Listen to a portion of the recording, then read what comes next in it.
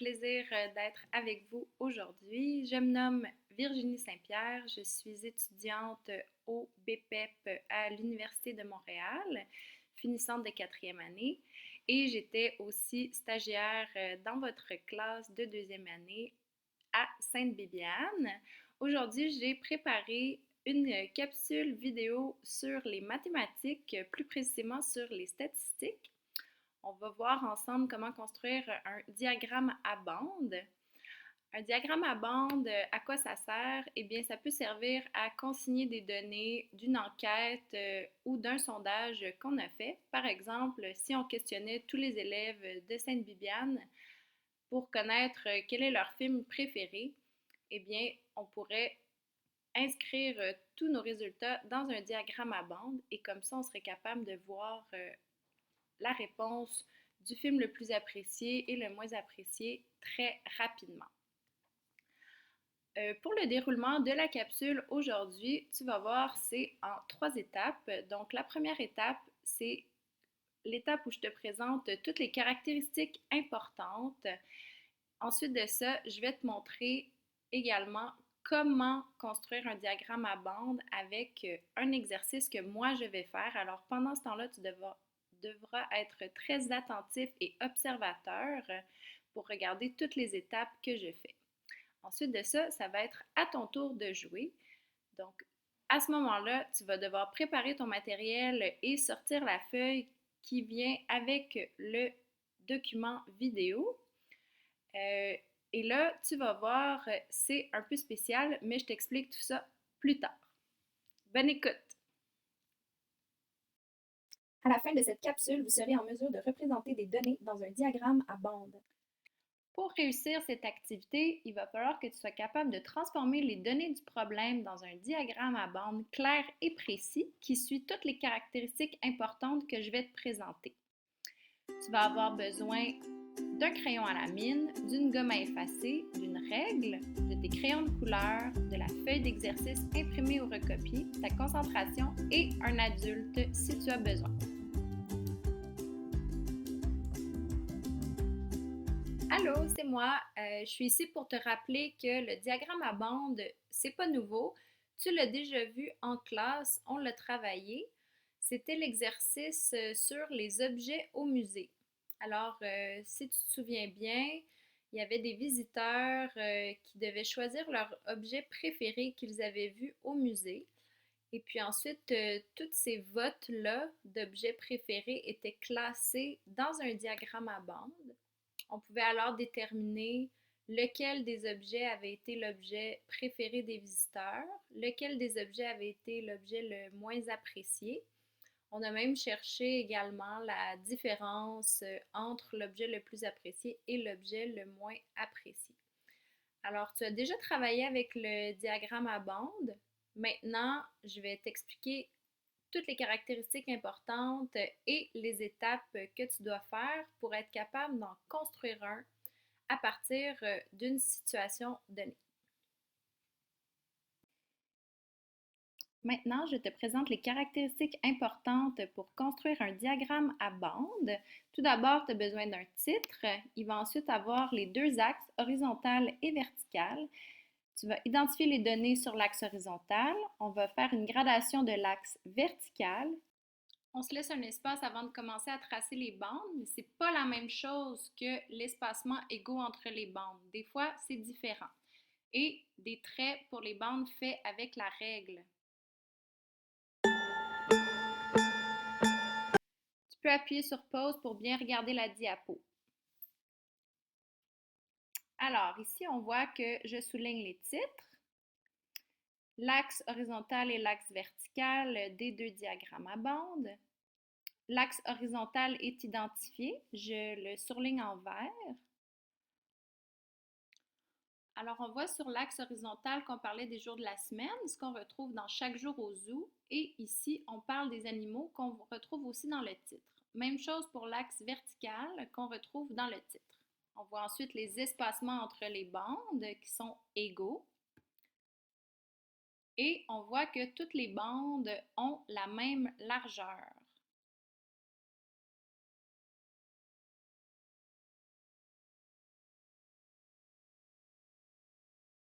Maintenant qu'on vient de voir toutes les caractéristiques importantes pour faire un diagramme à bande clair et précis, je vais faire un exercice en te décrivant toutes les étapes, donc sois bien attentif.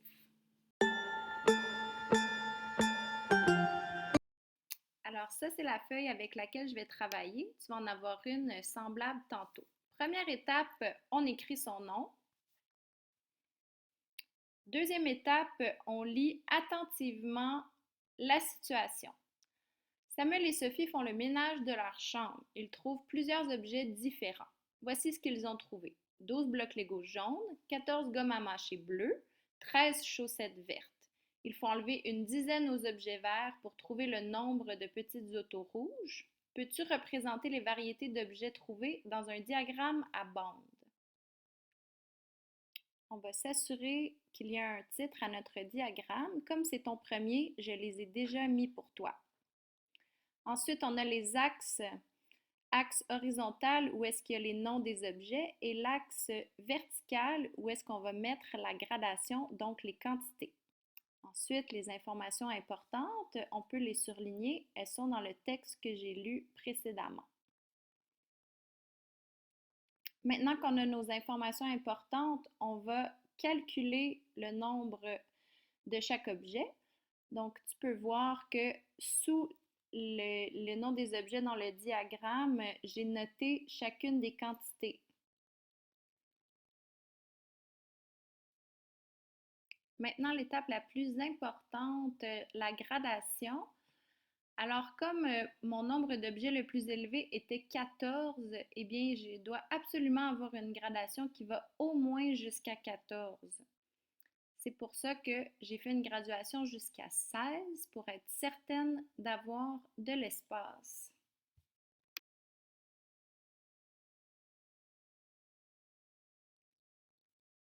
Tu peux voir où pointe mon doigt. J'ai laissé 2 carrés unités. Je me laisse un espace avant de commencer à dessiner mes bandes. Maintenant, je te montre comment dessiner les bandes. Donc, j'ai mon espace. Ma première bande, c'est les blocs Lego. Il y en a 12. Donc, j'utilise ma règle, je vais jusqu'à 12. Et là, je décide de faire une bande de 3 carrés unités de large. Je me suis trompée. Ma ligne écroche. J'efface avec mon crayon. Mauvaise idée. Je prends ma gomme à effacer. Beaucoup mieux. Je recommence. Donc, j'utilise ma règle. Je me rends jusqu'à 12. Et je ferme ma bande. Vous voyez, c'est clair, c'est précis. Puis là, je vérifie. Mes blocs Lego, j'en avais 12 et sur ma gradation, ma bande est jusqu'à 12. On peut la colorer pour mieux voir. Mais avant de la colorer, il faut être bien certain de notre réponse. On passe à l'autre. 14 gommes à mâcher. Il faut toujours laisser un espace entre les bandes. Donc, je décide de laisser un espace de 3 carrés unités. Je prends ma règle, mes 14 gommes à mâcher. Je trace mon premier trait. Et puis là, je revérifie parce que mes bandes doivent avoir la même largeur. Donc, je m'assure d'avoir 3 carrés unités de large pour ma bande. Je reprends ma règle, je trace, je ferme ma bande et là, je colore pour qu'on puisse bien voir.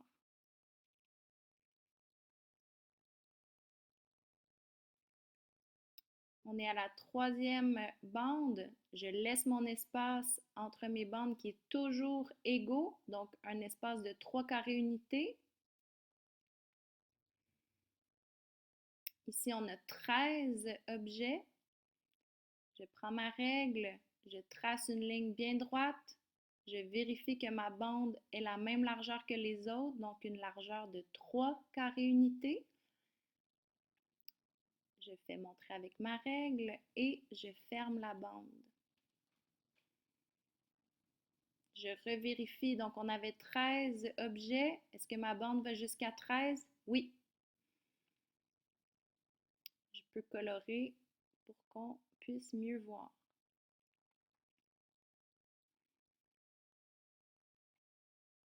Alors, avant de commencer ma quatrième bande, je revérifie toujours mes espacements. Espacement entre les bandes de 3 carrés unités. Pour les petites autos rouges, il y avait 3 unités. Je prends ma règle, je fais mon premier trait. Je m'assure que ma bande est 3 carrés unités de largeur. Je ferme ma bande et je la colore. Voilà! Tu peux voir le résultat ici. Toutes mes informations sont là. Mon diagramme est clair et il contient toutes les caractéristiques importantes.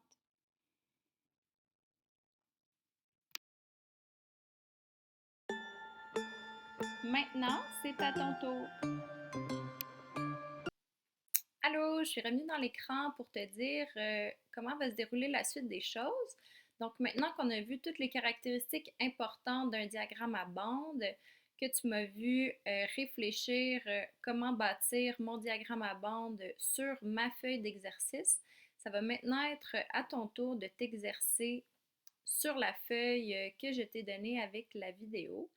Donc, tu dois t'installer avec ton matériel et à chaque fois, à partir de maintenant que je vais te dire pause, tu devras appuyer sur le bouton pause de la vidéo et puis là, ça va être à ton tour de jouer et de faire l'étape qui est demandée.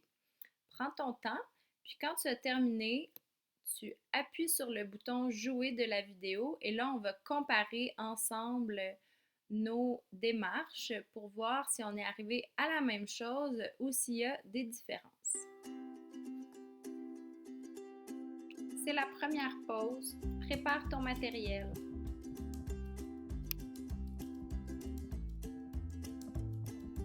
Deuxième pause, quelque chose que tu connais bien. Écris ton nom.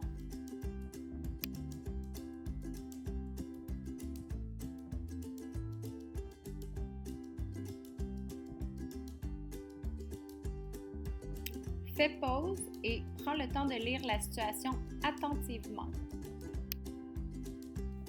Des amis dinosaures herbivores marchent en forêt. Ils cueillent des petits fruits. Ils en trouvent de toutes sortes de variétés. Il y a des fraises, des bleuets, des framboises et des mûres. Voici ce qu'ils ont ramassé. Des fraises, 4 dizaines. Des bleuets, 55 unités. Des framboises, 60 unités. Des mûres, 5 unités de moins que les framboises. Peux-tu représenter leur cueillette grâce à un diagramme à bande? C'était une blague. Je vais prendre le temps de le lire doucement et attentivement avec mon doigt. Des amis dinosaures herbivores marchent en forêt. Ils cueillent des petits fruits. Ils en trouvent de toutes sortes de variétés. Il y a des fraises, des bleuets, des framboises et des mûres. Voici ce qu'ils ont ramassé. Les fraises, 4 dizaines. Les bleuets, 55 unités. Les framboises, 60 unités. Et les mûres, 5 unités de moins que les framboises. Peux-tu représenter leur cueillette grâce à un diagramme à bande? Tu peux maintenant faire pause et trouver le titre de ton diagramme. Alors, comme dans les livres ou les textes, le titre se trouve en haut. Est-ce que c'est ce que tu as trouvé?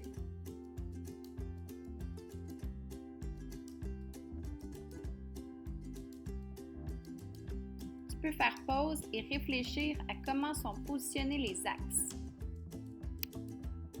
Alors, ce que tu aurais dû faire sur ta feuille, c'est de regarder que l'axe horizontal est l'axe où les fruits sont placés.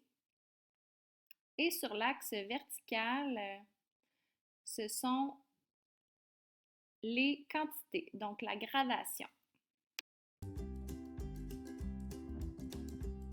Tu peux faire pause et repérer les informations importantes. Alors, ce que tu aurais dû faire pour repérer les informations importantes, c'est relire le texte et surligner les quantités des différents petits fruits. Tu peux également indiquer que c'est des informations importantes.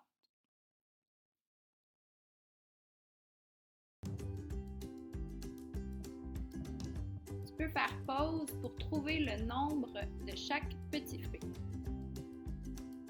Alors, tu aurais dû regarder les fraises et te dire que 4 dizaines, ça voulait dire 40 fraises. Ensuite, les bleuets, 55 unités, on l'inscrit sous les bleuets. Les framboises, 60 unités. Et les bleuets, 5 unités de moins que les framboises, donc 60 moins 5, ça égale 55. Pour la prochaine étape, tu vas devoir graduer l'axe vertical. Comme ton plus haut nombre est 60 et qu'il n'y a pas 60 petites lignes, tu vas devoir faire une gradation avec des sauts. Alors, tu vas devoir réfléchir à quelle est la meilleure gradation pour le diagramme que tu as et les nombres que tu as. Je t'ai déjà donné l'indice que ça n'allait pas être des bonds de 1, ni des bonds de 2, donc pas 2, 4, 6, 8, et ni des bonds de 10. Alors, réfléchis bien. Alors, tu aurais dû réfléchir à regarder tes 4 quantités de petits fruits et te dire que c'était ni des bons de 1, ni des bons de 2, ni des bons de 10. Puis tous les nombres qu'on a se terminent par 5 ou 0. Alors, j'ai décidé de faire des bons de 5. Puisque mon plus haut nombre est 60, j'ai suffisamment d'espace pour me rendre en haut de mon diagramme.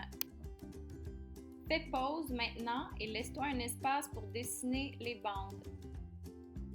L'espace que j'ai décidé de me laisser est 2 carrés unités. Combien as-tu laissé de carrés unités, toi? Fais pause et trace la première bande.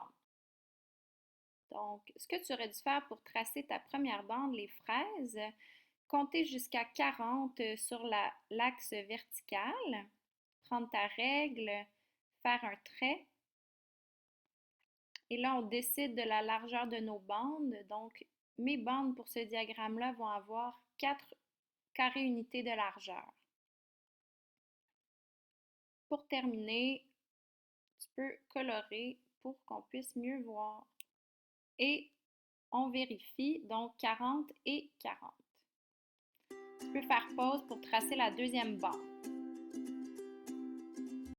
Pour la deuxième bande, je laisse un espace de 2 carrés unités entre ma première bande et ma deuxième bande.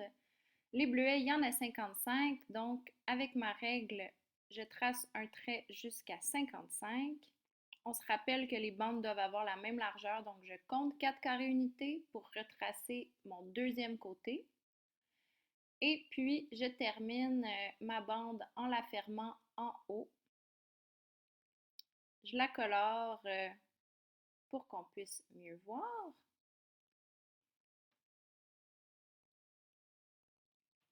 Tu peux faire pause et tracer la troisième bande. Alors, ta démarche pour la troisième bande des framboises, on sait qu'il y en a 60 unités. On garde toujours notre espacement de 2 carrés unités entre les bandes.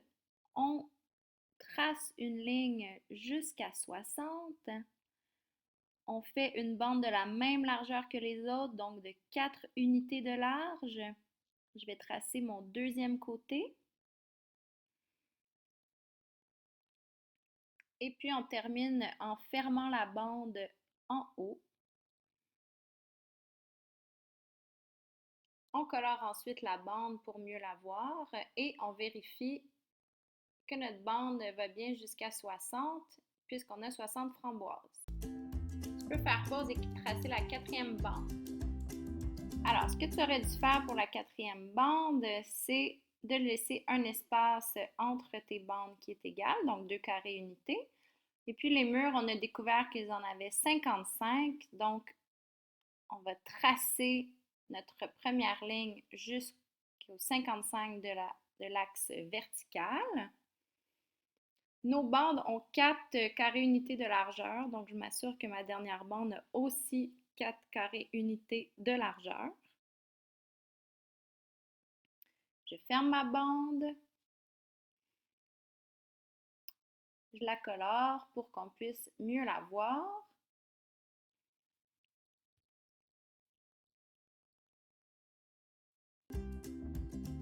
Et maintenant, une petite pause pour te féliciter parce que tu as construit un diagramme à bande. Je suis fière de toi.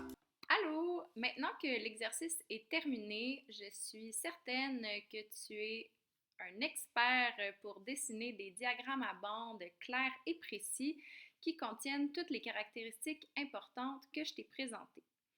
Il y a un autre exercice qui n'est pas obligatoire si tu as envie de t'exercer seul pour faire un diagramme à bande sans notre aide et sans notre assistance. À toi de voir si tu as envie de le faire. Si oui, tu peux nous envoyer ton résultat par courriel. On va regarder ça. Je te lance aussi un défi de réflexion sur une question ou un sondage ou une enquête que tu aimerais faire au sein de ta famille, dans la classe ou dans l'école. Puis, on pourrait recenser ces données-là et construire un diagramme à bande ensemble pour consigner tous les résultats. Sur ce, la capsule est terminée et je veux juste en profiter pour vous souhaiter une bonne fin d'année. J'espère qu'on va se revoir bientôt et que tout se passe bien pour vous, que votre famille est en santé et que vous êtes heureux. Je vous aime. Au revoir.